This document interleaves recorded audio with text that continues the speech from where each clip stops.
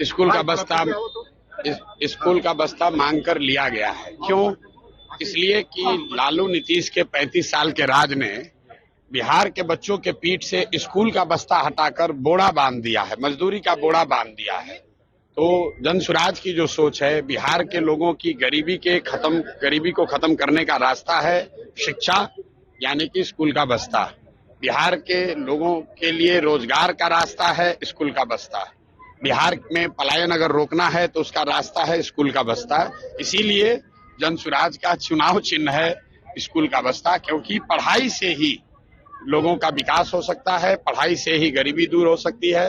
जब तक सरस्वती नहीं आएंगी तब तक लक्ष्मी नहीं आ सकती हैं। ये तो हिंदू धर्म में हर जगह कहा गया है।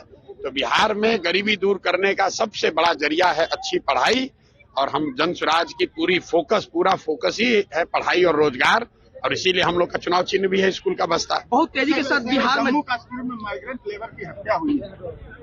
मेरे भाई, ऐसा है, आज से 2 बरस पहले मैंने एक ट्वीट करके कहा है कि कहीं पर भी दुनिया में, आप कश्मीर की और गुजरात की और केरल की बात मत कीजिए, कहीं पर भी मजदूरों के साथ कहीं अगर दुर्घटना होती है तो आप मानकर चलिए कि उसमें कोई ना कोई बिहार के घर का चिराग बुझना ही बुझना है। उसमें बिहार का कोई ना कोई बच्चा सफर करेगा ही करेगा।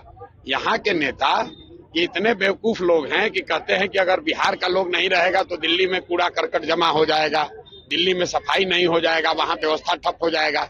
मेरे भाई, दिल्ली में जाकर ठेला लगाना, दिल्ली में जाकर साफ सफाई की काम करना, वहां सड़क बनाना, ये कोई बहुत गौरव की बात नहीं है। गौरव की बात तब होती कि बिहार में हम लोग सब्जी का खेती करते और यहाँ से हम लोग सब्जी भेजते और दिल्ली वालों को बताते कि मेरे भाई, अगर बिहारियों को बिहारी कह के अपमानित करोगे तो सब्जी बंद कर देंगे, तुम्हारा खाना दाना बंद हो जाएगा। तब तो गौरव की बात होती। हमारे बच्चे जाकर अगर दिल्ली के सड़कों पर, बॉम्बे के सड़कों पर सब्जी बेच रहे हैं, वहां की सफाई कर रहे हैं, तो ये गौरव की बात नहीं है, ये अफसोस की बात है। लेकिन जो नेताओं का बयान आता है कि हम लोगों से ही बॉम्बे चल रहा है, हम लोगों से ही दिल्ली की व्यवस्था चल रही है, बिहारी नहीं रहेगा तो काम ठप हो जाएगा, ये गौरव की बात नहीं है, ये नेताओं की मूर्खता को दिखाता है।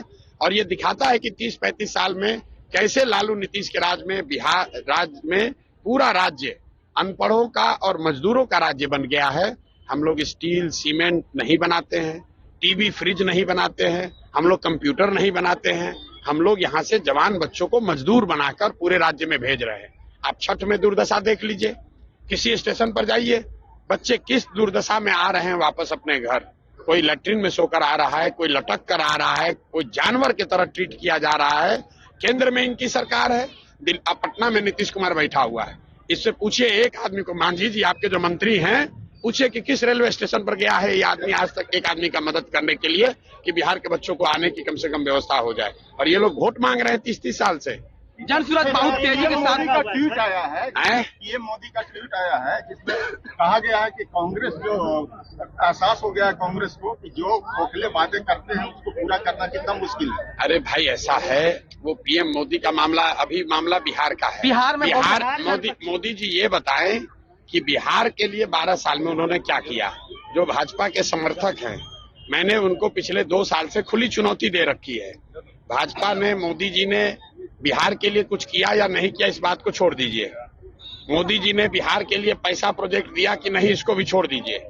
12 बरस में मोदी जी ने अगर बिहार के विकास के लिए एक बैठक किया है, एक बैठक, काम नहीं, अगर एक बैठक किया है, वो आप हमको प्रमाण दिखा दीजिए, जन स्वराज मोदी जी का समर्थन कर देगा। जन स्वराज बिहार में बहुत तेजी से अपना छाप छोड़ रहा है, इससे विपक्षी दलों में जो है काफी हलबली मच गया और लगातार आप पे आरोप लगातार किया रहा है। भाई, यहाँ पर जितने लोग आए हैं, ये देखिए, पहले तो नेताओं ने खुद लूटा जी, तो सावन के अंधे को सब हरियाली दिखती है, तो इनको लूटने की आदत है। अब ये अपने साथ साथ जनता को भी चोर बता रहे हैं। आप इमामगंज की जनता से बात कर लीजिए, और कोई आदमी अगर ये बता दे कि जन स्वराज ने उसको 10 रुपया भी दिया है तो आप हमको पकड़िए। ऐसा है, केंद्र में सरकार है मांझी जी की, भाजपा की, तो ईडी उनके पास, सीबी उनके पास, इलेक्शन कमीशन उनके पास, इनकम टैक्स उनके पास।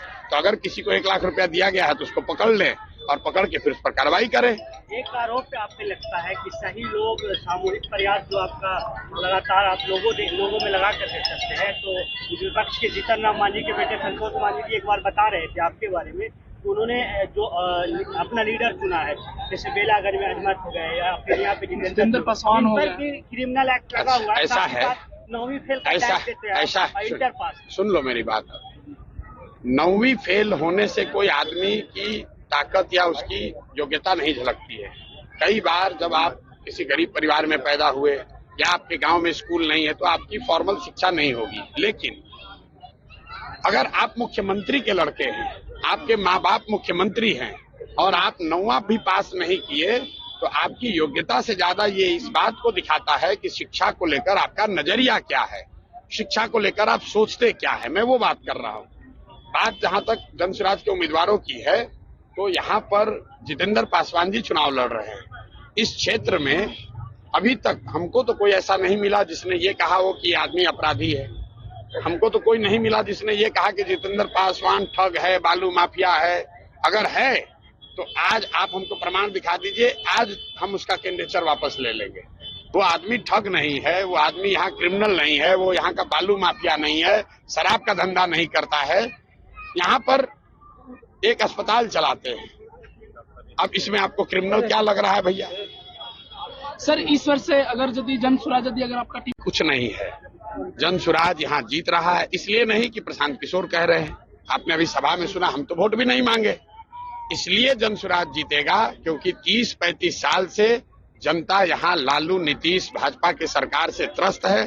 जनता विकल्प चाहती है और उसके सामने अब एक नया बेहतर विकल्प आ गया है।